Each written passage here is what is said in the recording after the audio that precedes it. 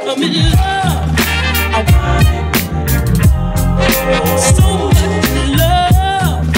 I want it. Hey everyone, Tom Staub here, founder of the Real Estate Investment Academy. Before you watch the video, one big favor, click the subscribe button down below. Today's show is a good one. We have CEO Dana Dunford, CEO of Hemlane.com. It's a property management company that I use for all my properties. And whenever I have a new client come on board, I encourage them to use Hemlane.com. It really is a cheaper way, a more streamlined way to manage all your properties. And today we're gonna go over a few topics. I wanna get her take on where she sees the market going. I also want to understand where she sees the property management world going. It's going to be a big change in the next 3 to 5 years from a digital standpoint. So it's important that we're all thinking about how that may shape our portfolio. And then we'll talk about just some stats, what she's seeing in the market. Is the forbearance an issue? Is the forbearance of eviction an issue? Where she's seeing some of the worst numbers, where she's seeing some of the best numbers, and what kind of product should we be considering buying in lieu of all her stats that she'll be giving us? So again, CEO Dana Dunford of Hemlane.com. A lot of good content in this one. Look forward to seeing you there. Everyone, I have with me today Dana Dunford, CEO of Hemlane. Hemlane is a digital platform for property management. I personally use it for all my properties, and when I do have clients that I take on, I also encourage them to do the same. So with further ado, Dana, how are you doing? I'm great. Thanks, Tom, for having me tonight. Awesome. Thank you. Yeah. Would you mind just give me, a 30-second to minute spiel on what Hemlane is? Yeah, Hemlane is a property management platform for real estate investors, typically those who manage out of state. However, we do have real estate investors who have rental properties in their backyard and opt to use Hemlane because they don't want to self-manage, or they want some automation that goes without say with their rental properties. Yeah, and I use it too. And I think there's a few big differentiators. I actually find that it does 90+% of what a traditional, company does. But you're not getting markups on the services or the materials for maintenance. It's really a streamlined way to reduce costs, to manage all your properties in one platform. And the customer service side of it too is pretty slick, where it's like a centralized customer service, I guess, like area that just, manages all the maintenance and all the requests, right? Yeah, and we actually experimented with having maintenance coordination local. So when we started Hemlane, we had local teams who were real estate brokerages who would manage the maintenance, maintain those relationships with the service professionals. And through our lessons learned, we actually stopped that overnight and switched it to centralized for 2 reasons. One, price negotiation. What we found is that if they had too much of a relationship with that service professional, like the handyman, the plumber, and it was more relationship-based versus volume-based, we found them siding a little bit more with the service professional than with our customer, who was the owner. So that was number one. And then number two was availability. We need people who are available 24/7 to pick up requests. And that might not necessarily, everyone has to sleep. That may not necessarily be someone local. And so to be able to provide that 24/7 service, we decided that a centralized office for maintenance coordination provided a lot more value than having it decentralized. Yeah, and I work most with Natasha, who's just fantastic. So really cool. Let me ask you. So, and I'll just ask a kind of transparent question. You're a Harvard MBA, right? Yes, I am. So top of the top. I'm sure you had many businesses that you could start. This one's going pretty well from what I can see. What drew you to the property management realm, and what are you looking to change within it? Yeah, great question. So first of all, I never actually saw myself as an entrepreneur to begin with. I saw myself as someone who loved technology and saw the value behind connecting people through technology. And so when, I thought about my career, I didn't think about starting a company. However, my family has real estate investments out of state, and we were dealing with property managers and never 100% satisfied. And a lot of times it actually wasn't the property manager's fault. It had to do with communication, lack of transparency, and things that were outside of their control, just based on how traditional management is set up. It had nothing to do with the manager themselves.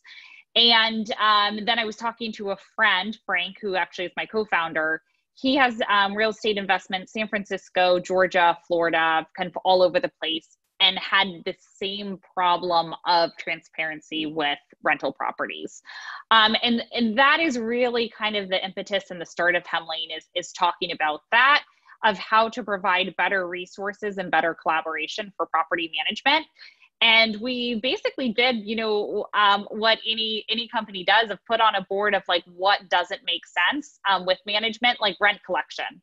Rent collection made a lot of sense to have a trust account and to hold those funds back in the day when technology didn't exist to do online payments.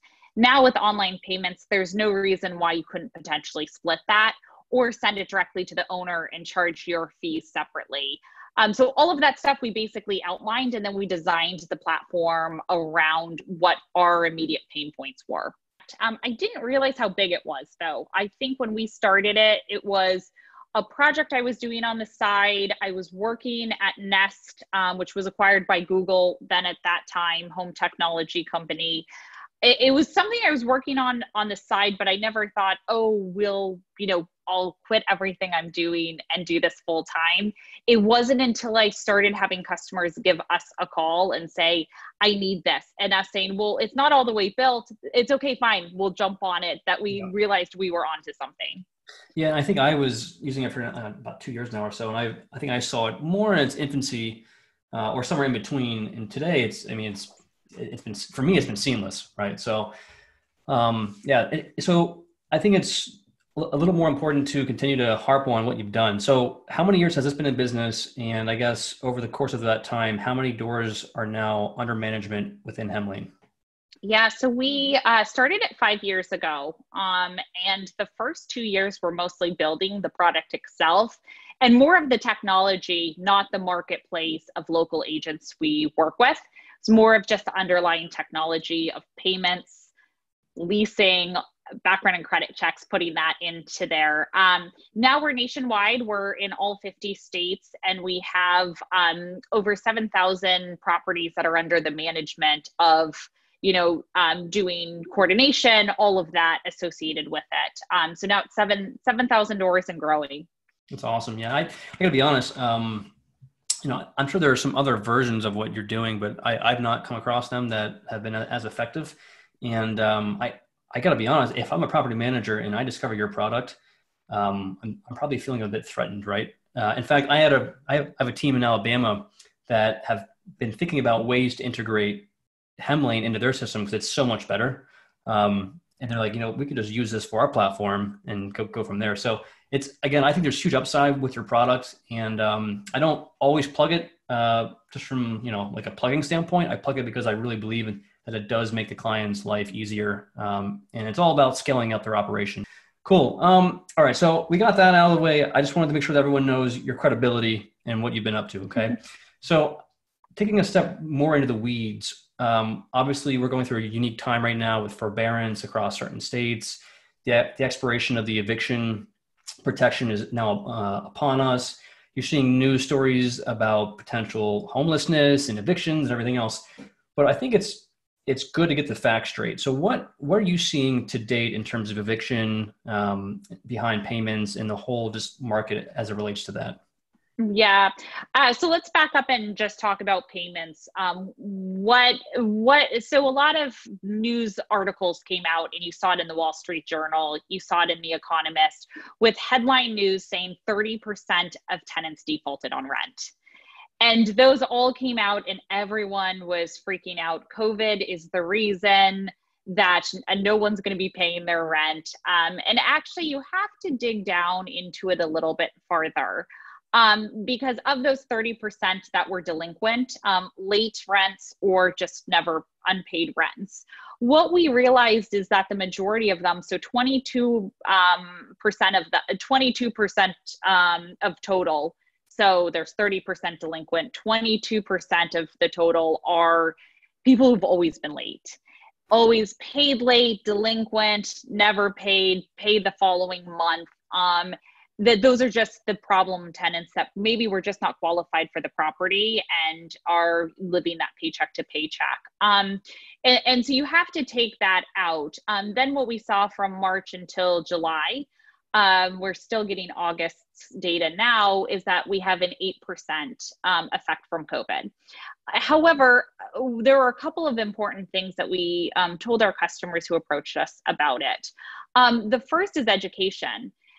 For tenants who were affected by COVID, one, they have to state that in writing. So there were some tenants who saw the headline news saying, oh, I don't have to pay. There was that education of, no, you still do need to pay. And only if you were affected by COVID do you have to tell us. And then the second point was, just because you have been affected doesn't mean with these eviction moratoriums that you won't be eventually have a notice, and you need something called an alternative payment plan. So our customers were very good about jumping right onto those alternative payment plans where, hey, if you default from what our new plan is, where you have to pay more in the future, that is really where, it came where tenants were educated and said, oh, okay, this is very serious. I need to stay to this plan. Where we saw the problem with tenants were not tenants who were employed by large companies, but small businesses. So those small businesses, if they're a hairdresser or something like that, where they're essentially an independent employee, their stimulus checks came later. They did come in the mail, but they came later. And so we saw about with that 8% of the total number of rental payments that defaulted, a lot of them defaulted, but they actually caught up until now, because suddenly those stimulus checks came in. They just came in late because it's more difficult to verify these small businesses. And now they're catching up. What's going to be really interesting, and you can sit there with your popcorn and wait, is what happens, because this is the first time where there has been this huge transfer in wealth, with the government just basically funding everyone's paychecks who has been affected by COVID. What's really happened in July and forward is what's going to happen with stimulus checks, with the government most likely cutting off that funding, that extra $600 per person, I believe it is. That's really going to have a huge impact on tenants being able to pay. And then you have that, though, combined with the eviction moratoriums. And so I think you're going to see a lot more activity and a lot more unsettlement than we saw in the past 6 months. And that is where, as a real estate investor, you want to be very proactive. You want to educate the tenant on what the laws and regulations are, find ways to work together. Sometimes just terminate leases and let them out because they can't pay, certain things like that. So I think the times have changed, but I think what's actually going to be really interesting is when, Tom, you and I talk in 3 months and 4 months of what has happened, because the government has been just boosting up the economy, and how long that can last and how much more debt we can go into is still a question. Yeah, it's interesting, right? I listen to a lot of podcasts and read a lot of articles like you do, and it sounds like they're going to find something for the relief package, but that's probably another 12 weeks. I think at some point that is going to stop, right? And I don't think it's going to stop before, or I guess it won't stop after we get a vaccine in place, right? So it's prolonging the inevitable. It does seem like this is a pro-stimulus state of mind by the government. I've heard that there's grumblings of up to $10 trillion is what they're willing to inject total, and we're about halfway there already. So it seems like they're going to keep doing this to keep it afloat if they have to, which is interesting in a lot of different ways. So yeah, definitely interesting. I'm with you on all that you said. So is there a way for you to break down, if you have the data regionally, do you have any sort of statistics as to see, where you're seeing the most amount of back payments due by region? Yes. So we did pull it by state, but actually more important was pulling it by rental category. And so we had under $1,000 in monthly rent, yep. 1,000 to 2.5 to 5K, and 5K up. And we saw two different categories that were majorly impacted. And actually nationwide, it was pretty consistent. And this is not only the units under our managed package, but even those on our basic package. So property managers use our software for just the software only, so much larger pool. And what we saw with that, there were two majorly impacted categories that were even more important than just, location, tier 1 versus tier 2 city. The first is college towns. Anywhere that there was a college in place, or if it was near a university, even within a city, that just got everyone. There was roommate drama. Everyone is jointly responsible on a lease. These were leases that were in higher categories, like $5,000 a month, because there's so many tenants paying. And one tenant's breaking a lease, the other doesn't want to pay for it. And that's where we saw real estate investors get just completely wiped out, where no one's leasing and they can't find folks. The other category was under $1,000 in monthly rent. What we found was that there was a larger default there. It was about just under 2x of what we saw in like $2,500 to $5,000 in monthly rent. However, they weren't impacted as badly, because what we saw was there was a lot of default in March and April and June, but then a ton of releasing.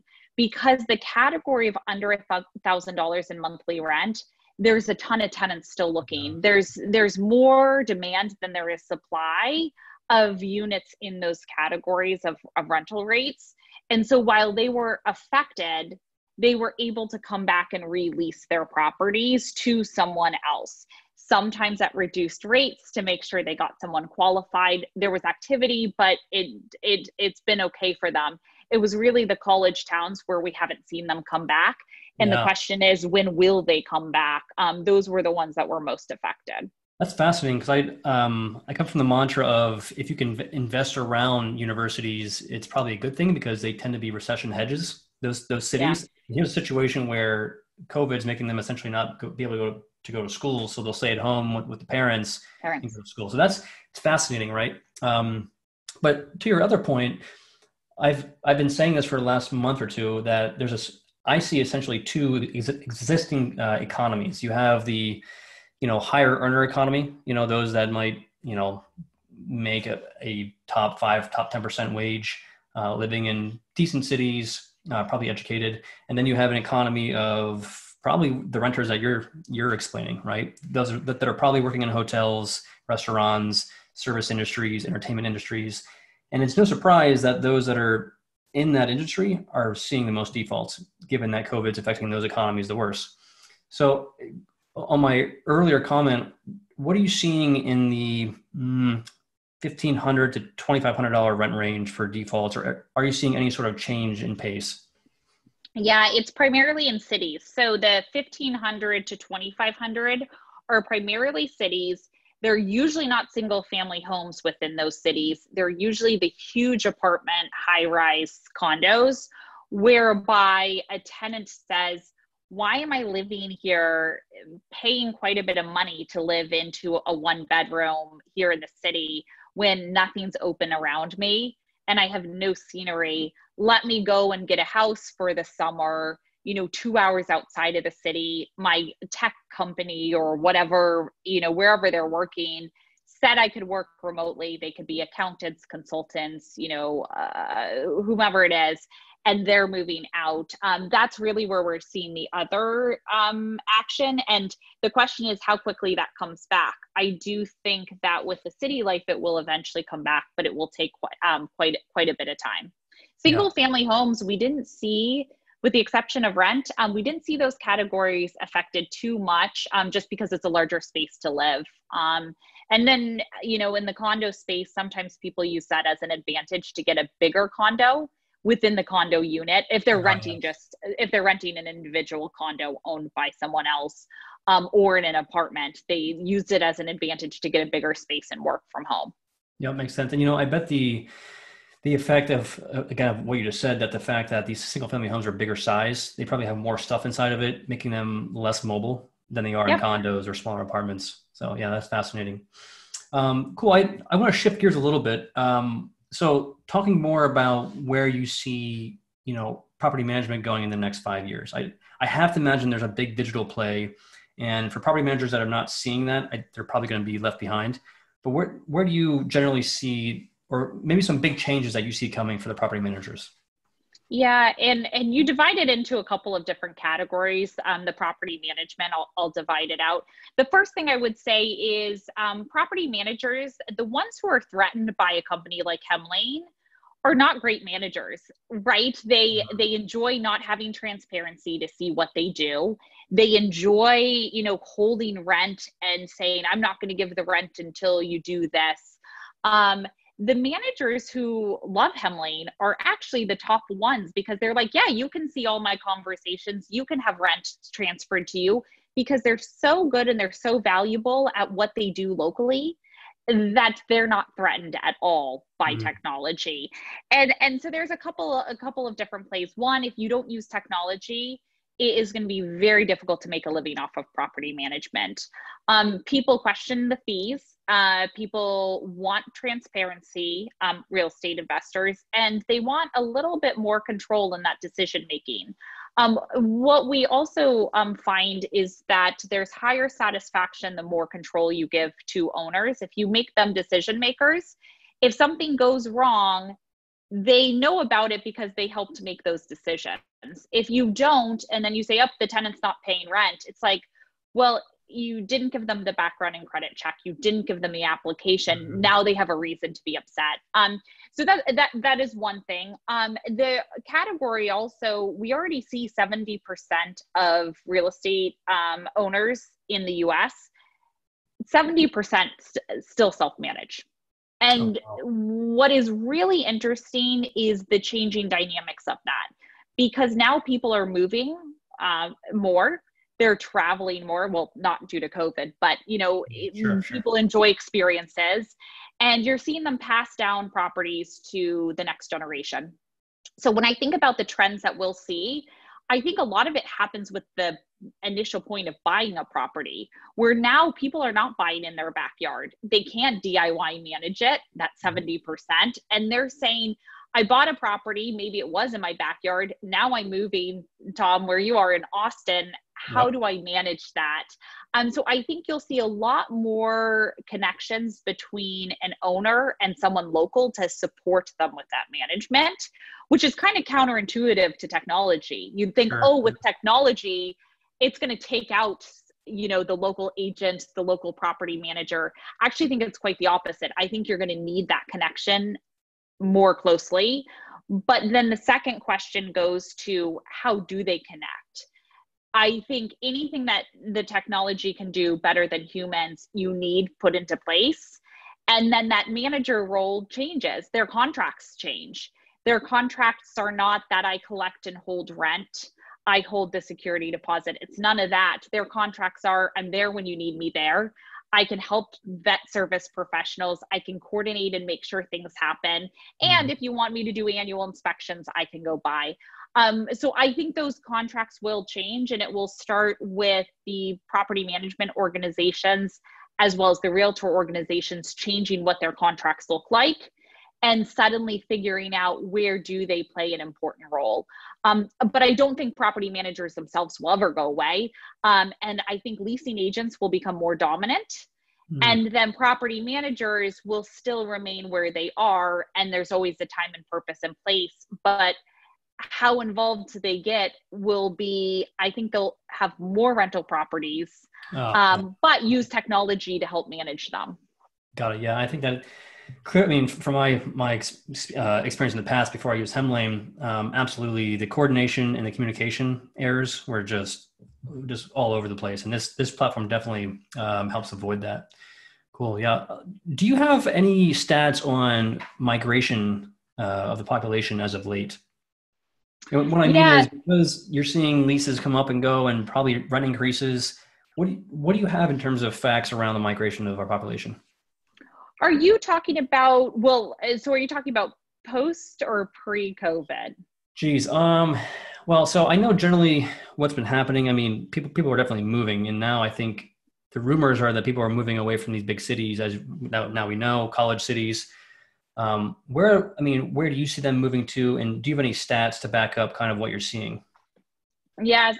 So it's all changing really quickly, really quickly. And what the stats were pre-COVID are a lot different post-COVID. So what I would say is there is an underlying trend, but I would blame it more on COVID. And I don't know if it's long-term, that people have moved out of all the tier 1 cities or the big ones. So San Francisco and New York, you're seeing rent prices in downtown. People are just dropping them by thousands of dollars because everyone's saying, why am I paying so much money to live here? The question is, post-COVID, these companies out here have said in New York, in San Francisco, are saying, you don't have to come back and work from here. You can work remotely. The question is, are they going to give them still their high paying salaries if they're not coming back physically? What do people think? Will those offices reopen, and does that affect your promotions from there? And so I think there's a lot of moving parts. So from a stats perspective, I know that I believe it was The Economist who came out with a really good article based on June, how much movement in what cities, ranking cities that people were moving out of and where they were moving to. So like Las Vegas, Portland, Oregon, those were top choices. Phoenix was another top destination of where people were moving from these major cities. The question is, will they move back? I'm not sure. I think that depends a lot on companies and how companies promote employees and how compensation is impacted. Because if you're going to make more in the big city, then you might have a reason to move back. So there's that. Tier 2 and tier 3 cities, what you're saying, I think is becoming a lot more attractive to people. I think you are right when they compare what they can get, value and space. People are moving to those cities, a lot of the millennials. And I don't think that will change. I think another effect on real estate, which it's too difficult to tell, is going to be cars. With all the self-driving cars, with Waymo, Cruise, how does that affect where you live and real estate? Because if I am working in San Francisco, or I have friends in San Francisco, but I have a self-driving car where I can work out of it and it's got a workstation and I can get to a dinner in San Francisco, now suddenly I'm not talking about moving down to the South Bay. I'm talking about moving to Monterey, 2 hours outside. And you could see the same thing happen even where you are, Tom, you've got Austin. You could see Round Rock and Georgetown and other places suddenly people move to if they can have self-driving cars. So I think vehicles will also, and that whole movement will also have a huge impact on it. Yeah, I'm with you. In fact, I'm very bullish on the Round Rock, Georgetown especially, Cedar Park, and like the whole hill country. I think it's going to be a phenomenal place to be investing if you can find the right deals. So yeah, I'm with you 100% on all that. Cool. Well, it's, around that time. So hemlane.com, I'll put it in the video chat here, and everyone can see where they can sign up. Is there anything else or any other way that they can get a hold of you, or any events that are up and coming? What do you got for them all? Yeah, great. So one, you can reach out to me directly, Dana@hemlane.com. Am better with email than phone. So please do reach out to me.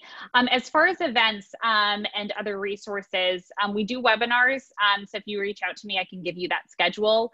But if you're looking just for property management advice, recommendations, best practices for DIY, or if you're looking to hire a property manager, you can go to resources.hemlane.com and find downloads and other really great training and education there.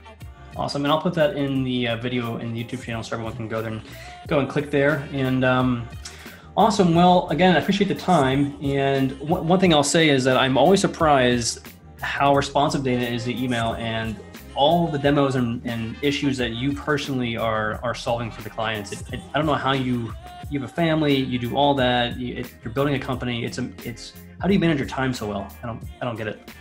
Well, I have a really good team. It's not me. It's actually the team. They do most of it, but I do a little bit of everything to make sure I know what's going on in the day-to-day. Awesome. Cool. Great.